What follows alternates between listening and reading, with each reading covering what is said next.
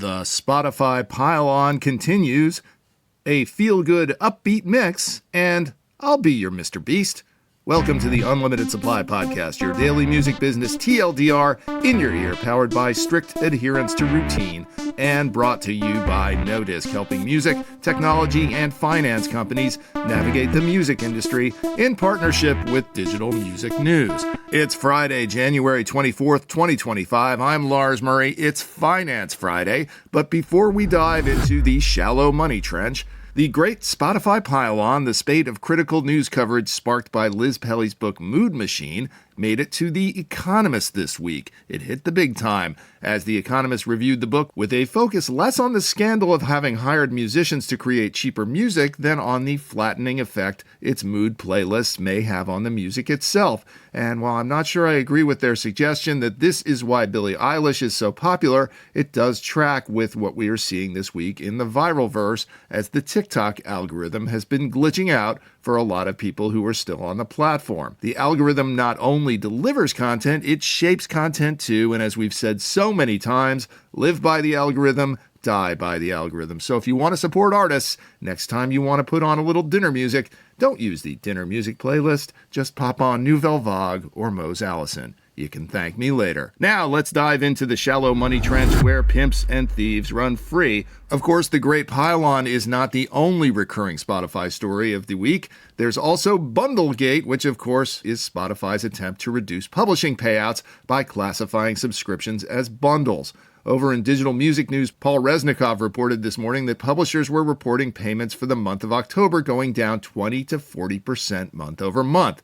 And while nobody knows yet exactly why this is happening, it is quite the coincidence. There was an accompanying shift toward performance payouts in the same period, and while I'm no Spotify royalty expert, it's not unreasonable to think that a combination of Bundlegate and tweaking of the algorithm might be steering listeners away from higher-cost songs.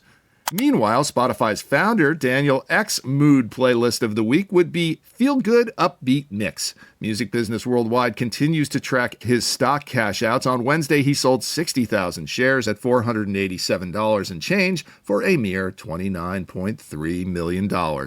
Read whatever you will into what that says about where he thinks the stock is heading. Feel Good Upbeat Mix is clearly a good way to start the year for Mr. Ek.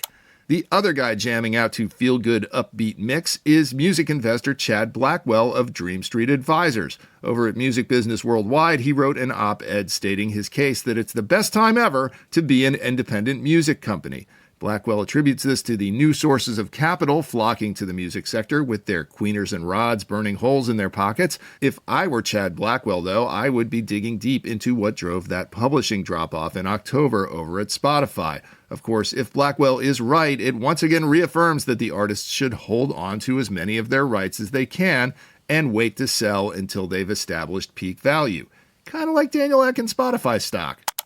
On the tech investment side of the financial feel-good upbeat mix, Music AI, the company behind AI-driven music creation tool Moises, which won Apple's iPad App of the Year in 2024, announced that it had raised $40 million in a Series A funding round. Congrats to my friends over at Music AI. I still don't fully understand the business beyond Moises, but apparently some investors do, which is why I'm not a pro investor. Ashley King has the coverage at DMN. Also in DMN, Paul Resnikoff took some time out to compile a list of music tech startups and their fates between 2020 and 2023. I won't spoil it for you. It's behind the paywall at DMN Pro, but the top line numbers are right there in the headline. $320 million raised across 27 startups, 14 of which crashed and burned, 7 of which rebranded or pivoted, and 6 of which actually either sold or merged into other companies.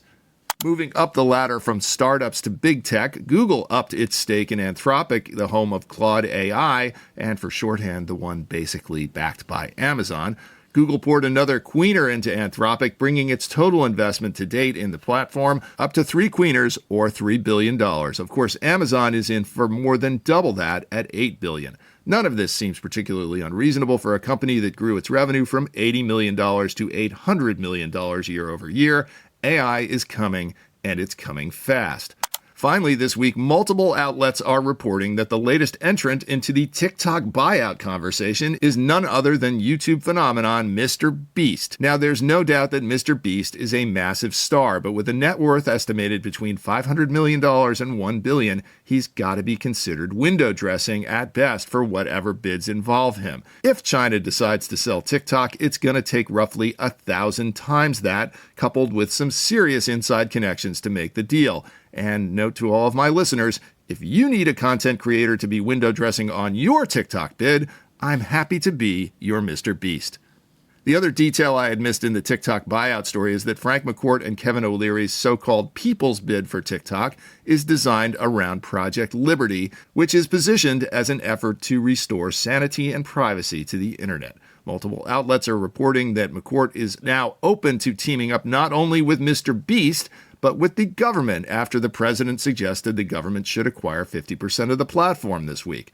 Three Musketeers, Three Stooges, you decide. Sometimes I think ChatGPT is just controlling everything, responding to a prompt of, write me a chaos scenario.